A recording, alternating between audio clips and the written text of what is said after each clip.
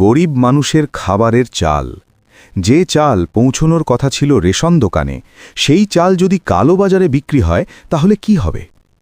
পশ্চিমবঙ্গে রেশন ব্যবস্থার মাধ্যমে কোটি কোটি মানুষ সরকার থেকে চাল, গম ও অন্যান্য খাদ্য সামগ্রী পায়।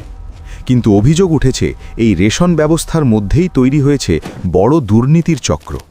অনেক জায়গায় অভিযোগ, গরিব মানুষের জন্য বরাদ্দ চাল ও গম রেশন দোকানে পুরো পৌঁছায় না। কিছু ক্ষেত্রে বলা হয়েছে, এই খাদ্য সামগ্রী গোপনে কালোবাজারে বিক্রি করা হয়, আর সাধারণ মানুষ পায় কম।